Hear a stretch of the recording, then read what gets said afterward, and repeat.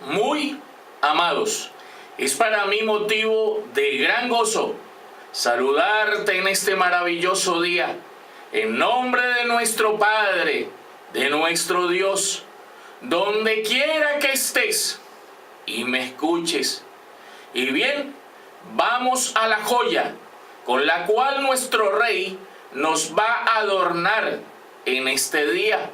Y la joya lleva por título La resurrección de los muertos, parte 121, con un subtítulo: La disciplina de Dios y la promesa de su gracia.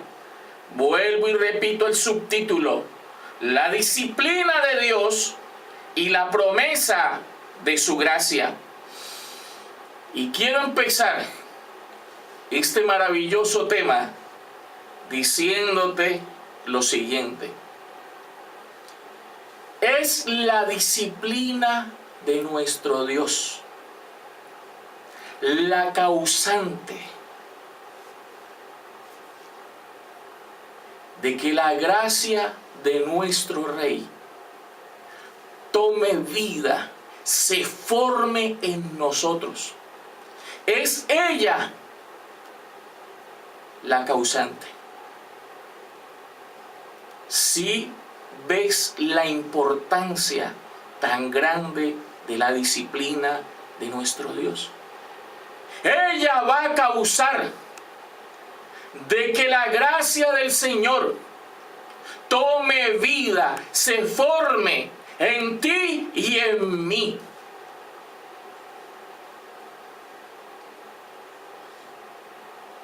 Ella es la causante. Y quiero empezar este tema y ver 6 puntos bien importantes que nos aclaran la verdad acerca de este tema en el día de hoy.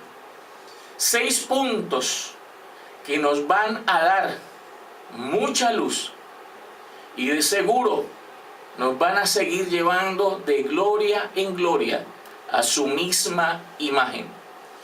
Y vamos a empezar mirando el punto 1 y el punto 2.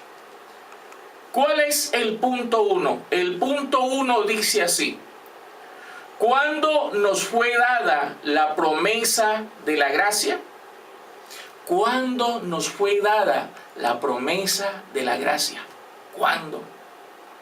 Punto número 2 dice: ¿en qué tiempo sería el cumplimiento de esa maravillosa promesa? ¿En qué tiempo? ¿En qué tiempo tomaría lugar? ¿Cuándo tomaría lugar? ¿Cuándo se manifestaría? Vamos a ver esos 2 primeros puntos. Y quiero empezar en la segunda carta del apóstol Pablo a Timoteo, capítulo 1, versículos 9 y 10. Dice así: quien nos salvó y llamó con llamamiento santo, no conforme a nuestras obras, sino según el propósito suyo y la gracia que nos fue dada en Cristo Jesús antes de los tiempos de los siglos. Verso 10. Pero que ahora ha sido manifestada por la aparición de nuestro Salvador Jesucristo, el cual quitó la muerte y sacó a luz la vida y la inmortalidad por el Evangelio. Prácticamente en esta porción bíblica, aquí en el fundamento, nos aclara y nos dice la verdad acerca de este punto 1 y 2.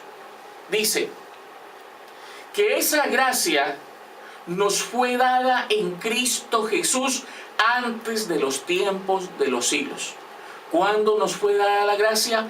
Antes de los tiempos de los siglos, que eso es igual a antes de la fundación del mundo. Y no es que allí se nos haya revelado. No, allí antes de la fundación del mundo se nos hizo la promesa. Allí se hizo la promesa. ¿Y cuándo tomaría lugar? El verso 10 lo aclara, dice, pero que ahora, cuando dice ahora, es ahora. Acuérdate que lo que está escrito en el fundamento, en la ley, en los salmos y en los profetas, tomaría vida y lugar cuando apareciera el Señor por segunda vez. En su primera habló en alegorías, en parábolas, para que viendo no vieran, ni oyendo oyeran, y fueran sanados. Así de claro, para que viendo no vieran y oyendo no oyeran y fueran sanados. Él allí no reveló nada. Allí no reveló nada. Todo lo revelaría en su segunda venida, en su segunda aparición. Y es allí donde tomaría lugar el cumplimiento de la promesa de la gracia. Es allí donde tomaría lugar. Por eso dice, pero que ahora es hoy. Ahora es ahora. Tiempo del fin. El tiempo del fin es el hoy, es el ahora, en donde esto tomaría lugar, cumplimiento. Donde lo que está escrito en el fundamento, la ley, los salmos y los profetas tomarían vida, porque aparecería a aquel que le daría vida a todo lo que está escrito y lo revelaría. Por eso dice, pero que ahora ha sido manifestada por la aparición de nuestro Salvador Jesucristo, segunda venida. Acuérdate que Pablo dijo, no juzguéis nada antes de tiempo hasta que venga el Señor. Primera carta a los Corintios, capítulo 4, verso 5. O sea que era en su segunda venida donde todo sería aclarado. Y cuando dice, pero que ahora ha sido manifestada, eso es ahora. Manifestada es igual revelada. ¿Revelada qué? ¿Manifestada qué? Esa promesa de la gracia. Pero que ahora ha sido manifestada por la aparición de nuestro Salvador Jesucristo, el cual quitó la muerte y sacó a luz la vida y la inmortalidad. Saldría a la luz la vida y la inmortalidad. Y mira, ¿qué sacaría a la luz la vida y la inmortalidad? Por el Evangelio. No dice por medio, por el Evangelio. Y también es por medio, porque es el medio que sacaría a luz la vida y la inmortalidad. Ahora, aquí se nos aclara ese punto 1 y ese punto 2. La promesa fue dada antes de la fundación del mundo, antes de los tiempos de los siglos. El cumplimiento en la segunda aparición de nuestro Rey. ¿Y cuál es esa gracia? Pues la gracia es la que sacaría a la luz, que sacaría a luz la vida y la inmortalidad. ¿Y qué sacaría a luz la vida y la inmortalidad? El Evangelio. Entonces, ¿cuál es la promesa de esa gracia? El Evangelio. Quiere decir que el Evangelio no aparecería, sino cuando Él apareciera por segunda vez. Allí tomaría lugar y cumplimiento esa promesa. El Evangelio es esa promesa de la gracia, porque el Evangelio es su mente, es su corazón, es su espíritu. El Evangelio es esa promesa de la gracia. Y mira que es cierto. ¿Cuándo sería revelado? ¿O cuándo sería revelado o no? ¿Cuándo fue hecha la promesa? Vamos a mirar cuándo fue hecha. Ya vimos cuándo sería revelado, con la aparición por segunda vez de nuestro Rey. Ahora, vamos a mirar que es cierto que esa promesa fue antes de la fundación del mundo. Carta del apóstol Pablo a los Efesios, capítulo 1, versículos 3 y 4, dice así: Bendito sea el Dios y Padre de nuestro Señor Jesucristo, que nos bendijo con toda bendición espiritual. ¿En dónde? En los lugares celestiales en Cristo, según nos escogió en Él antes de la fundación del mundo, para que fuésemos santos y sin mancha delante de Él. ¿Cómo empieza? Bendito sea el Dios y Padre de nuestro Señor Jesucristo, que nos bendijo con toda bendición espiritual. Y dicen ¿dónde? En los lugares celestiales. Y tú sabes que los lugares celestiales es Sión. Que nos bendijo con toda bendición en Sión, en los lugares celestiales. Y dice en Cristo. En Cristo. Y dice que esos que están llamados,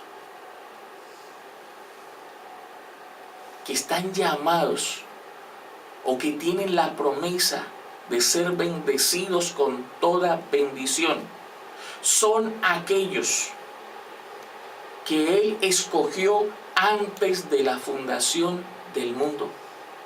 El verso 4 dice, según nos escogió en Él antes de la fundación del mundo. ¿A quiénes o quiénes son esos bendecidos con toda bendición? Los que Él escogió desde antes de la fundación del mundo, a los que les hizo la promesa de la gracia. ¿Y para qué los escogió antes de la fundación del mundo? Dice, para que fuesen santos y sin mancha delante de Él. Ahora te digo algo. Si esa promesa de la gracia no toma cumplimiento, entonces no podremos ser santos y sin mancha delante de Él. Pero si ella toma lugar, toma cumplimiento, entonces ella nos va a presentar santos y sin mancha delante de Él. Y para aquellos que Él conoció desde antes de la fundación del mundo, que conoció, que escogió, que eligió, que predestinó antes de la fundación del mundo, para ellos es la promesa de la gracia. Como mirábamos en 2 de Timoteo capítulo 1 verso 10, que la promesa de la gracia es el Evangelio, su Evangelio. Claro, y es ese Evangelio el que te presenta santo, sin mancha, sin arruga delante de Dios, porque es su disciplina que te lleva a presentarte de esa forma. Eso está claro. Eso está bien claro. Ahora, vamos a mirar el tercer punto. Y ese tercer punto nos va a revelar claramente qué es realmente la gracia de Dios. Así se llama el tercer punto. ¿Qué es realmente la gracia de Dios? ¿Qué es realmente? Ya te he venido dando pistas, que es el Evangelio. Pero aquí, en lo que vamos a ver, nos lo prueba directamente que así es. Que el Evangelio es la promesa de la gracia de Dios. Y para ello, vamos a la carta del apóstol Pablo a los Efesios. Capítulo 1, versículos 5 al 14, dice así: en amor, habiéndonos predestinado para ser adoptados hijos suyos por medio de Jesucristo, según el puro afecto de su voluntad, para alabanza de la gloria de su gracia, con la cual nos hizo aceptos en el amado, en quien tenemos redención por su sangre, el perdón de pecados, según las riquezas de su gracia, que hizo sobreabundar para con nosotros en toda sabiduría e inteligencia, dándonos a conocer, ojo con este detalle, dándonos a conocer el misterio de su voluntad, según su beneplácito, el cual se había propuesto en sí mismo, de reunir todas las cosas en Cristo, en la dispensación del cumplimiento de los tiempos, así las que están en los cielos, como las que están en la tierra. En él asimismo tuvimos herencia, habiendo sido predestinados conforme al propósito del que hace todas las cosas, según el designio de su voluntad, a fin de que seamos para alabanza de su gloria, nosotros los que primeramente esperábamos en Cristo. En él también vosotros, aquí hay otro detalle, habiendo oído la palabra de verdad. ¿Cuál es la palabra de verdad? El evangelio de vuestra salvación.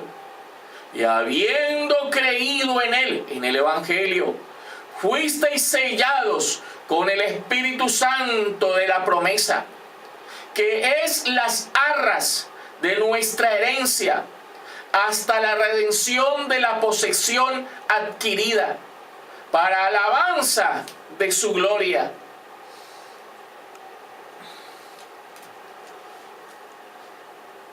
Te decía que este punto dice qué es realmente la gracia de Dios. ¿Qué es realmente la gracia de Dios? Empezamos viendo allá en Efesios 1:4, que dice, según nos escogió en él desde antes de la fundación del mundo, para que fuésemos santos y sin mancha delante de él.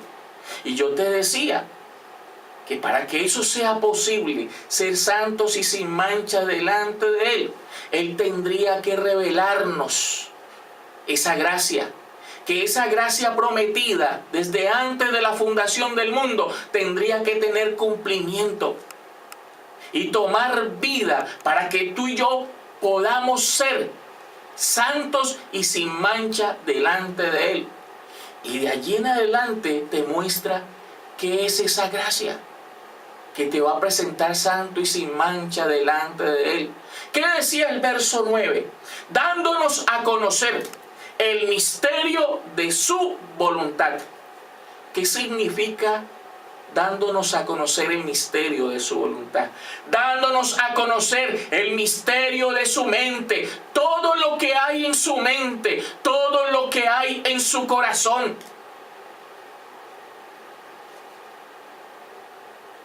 Esa es la promesa de la gracia.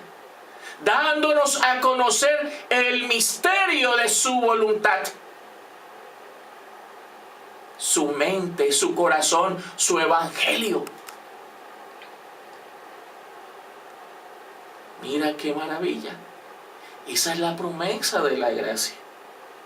Y sigue diciendo, en el verso 13 nos dice que es cierto. Dice el verso 13, en él también vosotros, habiendo oído la palabra de verdad. ¿Y cuál es la palabra de verdad? El evangelio de vuestra salvación. Y habiendo creído en él, en el evangelio, vuelvo y repito, en el evangelio. Y habiendo creído en él, fuisteis sellados con el Espíritu Santo de la promesa. Ahí te está diciendo. ¿Cuál es la promesa de la gracia? ¿Qué es la promesa de la gracia? El misterio de su voluntad. El evangelio de vuestra salvación, que al mismo tiempo es el Espíritu Santo de la promesa. Esa es la promesa de la gracia, que echa vida en ti, te va a presentar santo, sin mancha y sin arruga delante de Él. Y termina diciendo que es las arras, o sea, las prendas de garantía, que es las arras de nuestra herencia, hasta la redención de la posesión adquirida. ¿Qué significa arras de nuestra herencia? La prenda de garantía, el certificado que garantiza que esa promesa de la gracia es tuya, que es para ti, que la salvación es tuya, que la vida eterna, que es igual a la vida inmortal, es para ti. Y todo eso es aquí, con cumplimiento aquí. Esa es la promesa de la gracia. Qué maravillosa promesa. Se dio antes de los tiempos de los siglos, antes de la fundación del mundo, pero tomaría lugar con la aparición de nuestro Salvador Jesucristo en su segunda venida. Esa es la promesa de la gracia.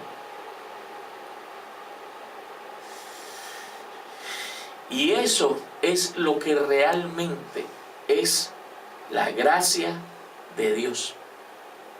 Ahora viene un cuarto punto. Y ese cuarto punto dice, ¿para quién es esa promesa? ¿Para quién o para quiénes es esa promesa? ¿Será para todo este mundo? ¿O para quiénes serán? Vamos a mirar. Libro del profeta Ezequiel, capítulo 37, versículo 14, dice así: y pondré mi espíritu en vosotros, y viviréis, y os haré reposar sobre vuestra tierra, y sabréis que yo el Señor hablé, y lo hice, dice el Señor. ¿Para quién es esa promesa? Ezequiel 37 del 1 al 14 y terminando con el 14 que acabamos de leer, ¿de qué habla? Del valle de los huesos secos. ¿Qué dice el verso 11? Que esos huesos secos son ¿quién? La casa de Israel. ¿Y qué le dice a la casa de Israel en el verso 14? Y pondré mi espíritu en vosotros y viviréis. Y pondré mi espíritu en vosotros. Y pondré mi evangelio en vosotros. Y pondré mi palabra en vosotros. Y pondré mi corazón en vosotros. Y pondré mi mente en vosotros, que es igual. Y pondré mi gracia en vosotros. Y viviréis. Es solo para ellos. Para nadie más. Y mira que por allí, en el libro del profeta Isaías, hay una evidencia bien clara que dice que lo que te estoy diciendo es cierto. Y vamos a mirar precisamente Isaías capítulo 30, verso 18 al 21. Pero antes de empezar a leer esta evidencia, yo quiero que en tu casa abras tu Biblia y mires allí en Isaías capítulo 30, verso 18 al 21. En la parte superior tiene un título. Y el título que trae en la parte superior es el siguiente: promesa de la gracia de Dios a Israel. Vuelvo y te repito el título con el cual te vas a encontrar para leer esto. Promesa de la gracia de Dios para Israel, no para el mundo. Ahora sí vamos a leer. Isaías capítulo 30, verso 18 al 21, dice así: por tanto, el Señor esperará para tener piedad de vosotros, y por tanto será exaltado teniendo de vosotros misericordia de su pueblo, porque el Señor es Dios justo. Bienaventurados todos los que confían en Él. Ciertamente el pueblo morará en Sión. ¿Quién iba a morar en Sión? Israel. O sea que es para ello la promesa de la gracia. En Jerusalén nunca más llorarás. El que tiene misericordia se apiadará de ti. Al oír la voz de tu clamor, te responderá. Bien que os dará el Señor pan de congoja y agua de angustia. Con todo, tus maestros nunca más te serán quitados, sino que tus ojos verán a tus maestros. Entonces tus oídos oirán a tus espaldas palabra que diga: este es el camino, andad por él, y no echéis a la mano derecha, ni tampoco torzáis a la mano izquierda. Maravilloso. Para ello es la promesa de la gracia del Señor. Dice, ciertamente el pueblo morará en Sión. Israel morará en Sión. Es para ellos. Y termina diciendo el verso 21. Entonces tus oídos, Israel, oirán a tus espaldas palabra que diga. ¿Qué van a escuchar? Este es el camino que conduce a Sión. Y es la gracia la que te lleva allí. Este es el camino, andad por él. Y no echéis a la mano derecha, ni tampoco torzáis a la mano izquierda. Es para ellos la promesa. Mira que es cierto. Carta del apóstol Pablo a los Romanos capítulo 9 versículo 4. Que son israelitas, de los cuales son la adopción, la gloria, el pacto, la promulgación de la ley, el culto y las promesas. ¿Para quién es todo el paquete? Para ellos. Lo que dice Romanos 9:4. Que son israelitas, pero no se refiere al Israel que en este momento está en Asia. Porque ese Israel con todo y sus hijos está bajo maldición. Se refiere al Israel que él venía a edificar en el tiempo del fin, a levantar a aquellos que murieron con todas esas promesas. Y todo es para ellos, que son israelitas, de los cuales son la adopción. Ellos son los que van a ser hechos hijos. La gloria, el pacto de la gracia, la promulgación de la ley, el culto y las promesas, todo es para ellos.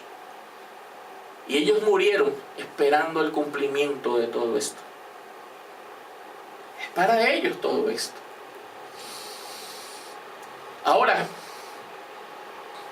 vamos a mirar un quinto punto. Y ese quinto punto dice, el propósito de la gracia en su pueblo. El propósito de la gracia en su pueblo. Y para ello vamos a mirar la carta del apóstol Pablo a los Efesios capítulo 2, versículos 4 al 10. Y aquí vamos a ver el propósito y todo lo que esa gracia va a hacer en su pueblo. Carta del apóstol Pablo a los Efesios capítulo 2, versículo 4 al 10 dice así.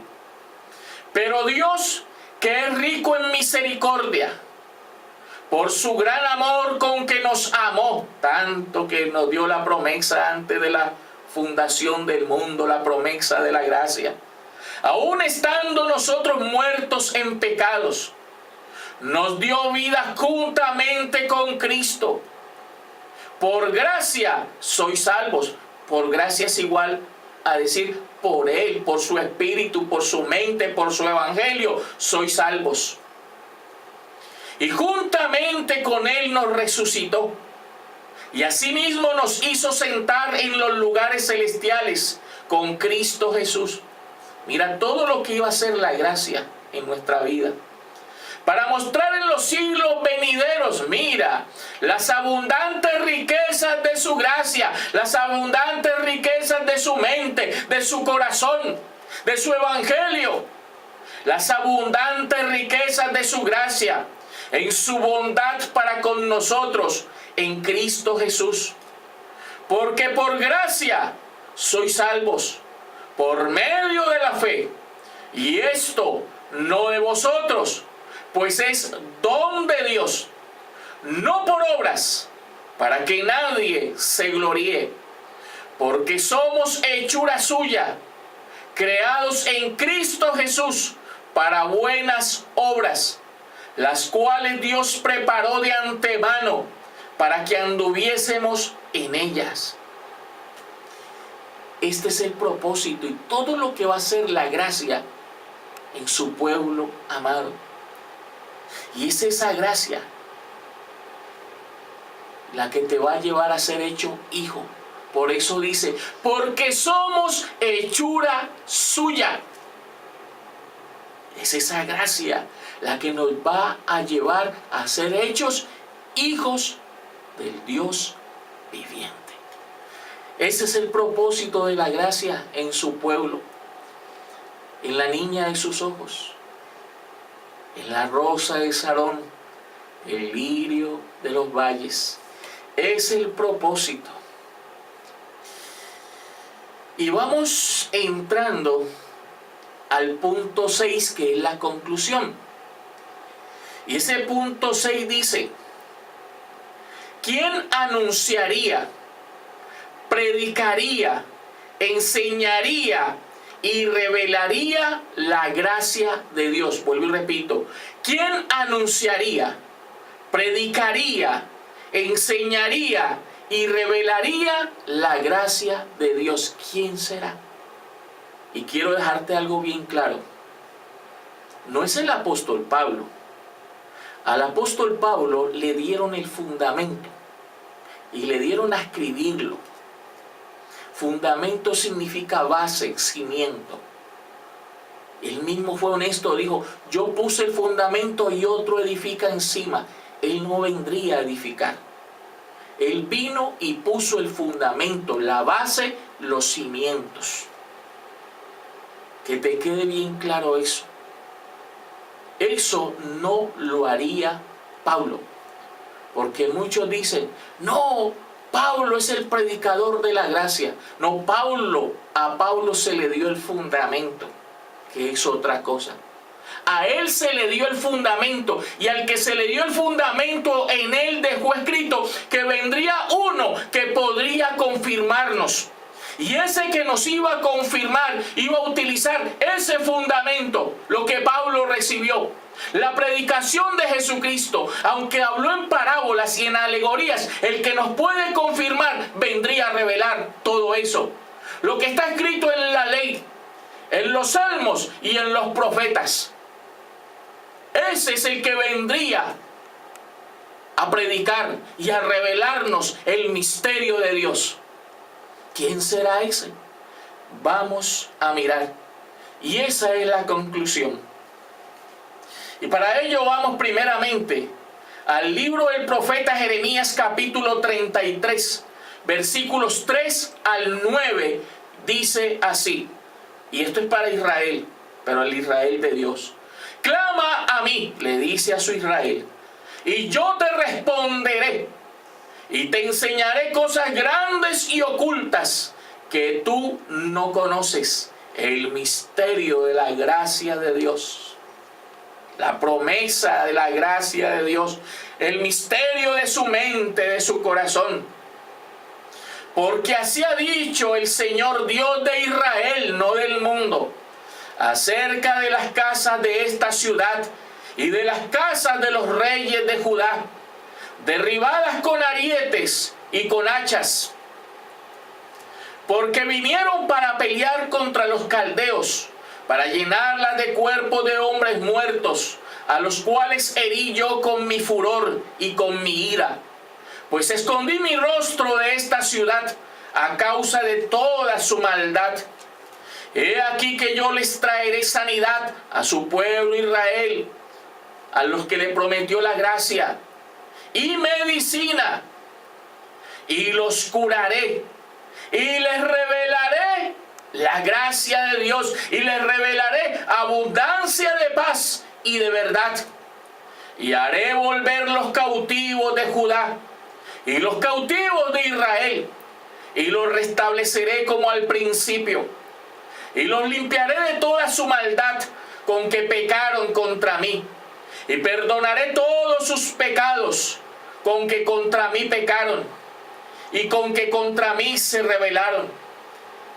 Y me será a mí por nombre de gozo, de alabanza y de gloria su pueblo Israel entre todas las naciones de la tierra, porque habrán oído, todas esas naciones de la tierra, todas habrán oído todo el bien que yo les hago, toda esa gracia que les voy a revelar, todo el bien que yo les hago, y temerán y temblarán de todo el bien y de toda la paz que yo les haré.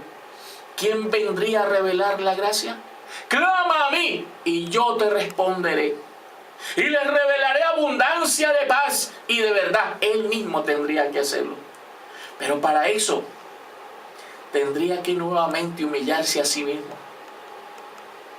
vestirse de piel y carne, tomar nuevamente forma de hombre, y por su boca sacar la gracia, esa promesa que Él hizo desde antes de la fundación del mundo. Por su boca sacarla y revelarla como hombre. Mira que es cierto.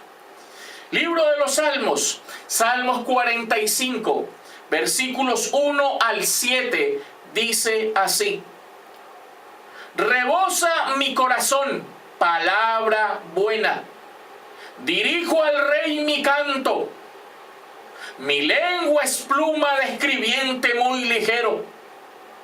Eres el más hermoso de los hijos de los hombres. La gracia se derramó en tus labios, solo por los labios de Él puede salir. Por tanto, Dios te ha bendecido para siempre. Ciñe tu espada sobre el muslo, oh valiente, con tu gloria y con tu majestad. En tu gloria sé prosperado. Cabalga sobre palabra de verdad, de humildad y de justicia. Y tu diestra te enseñará cosas terribles. Tus saetas agudas con que caerán pueblos debajo de ti, penetrarán en el corazón de los enemigos del rey. Tu trono, oh Dios, mira, es eterno y para siempre. Cetro de justicia es el cetro de tu reino. Has amado la justicia y aborrecido la maldad. Por tanto, te ungió Dios, el Dios tuyo, con óleo de alegría, más que a tus compañeros. El mismo Dios, el mismo Rey, vendría como hombre. ¿Qué dice? Eres el más hermoso de los hijos de los hombres. Y cuando dice el más hermoso, no está hablando de la apariencia corporal. No te engañes. No está hablando de la apariencia corporal cuando dice, eres el más hermoso de los hijos de los hombres. ¿Sabes por qué dice eso así? Por lo que sigue diciendo, la gracia se derramó en tus labios. ¿Sabes qué lo hace el más hermoso de los hijos de los hombres?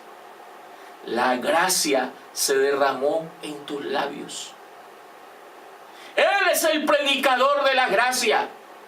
Y esa gracia por sus labios lo hace el más hermoso de los hijos de los hombres. No la apariencia física, la apariencia corporal. Y lo muestra aquí, en medio de hombres. Y dice que lo bendijo más que a sus compañeros, o sea que está en medio de compañeros, de hermanos. Pero ese que predica la gracia, que es hijo de hombre, el verso 6 dice quién es. Tu trono, oh Dios, es eterno y para siempre. Es el mismo Dios vestido de hombre, cumpliendo y dándole cumplimiento a lo que prometió, la promesa de la gracia, la cual hizo antes de la fundación del mundo. ¡Qué maravilla! El único que la podía revelar y predicar es Él mismo. Y para eso tendría que humillarse a sí mismo, volver a ser hombre. Siendo rico, hacerse pobre para enriquecer a su pueblo amado. Y eso sería en el tiempo del fin. Y con esta evidencia quiero terminar. Segunda carta de Pablo a los Corintios, capítulo 8, versículo 9. Porque ya conocéis la gracia de nuestro Señor Jesucristo, que por amor a vosotros se hizo pobre.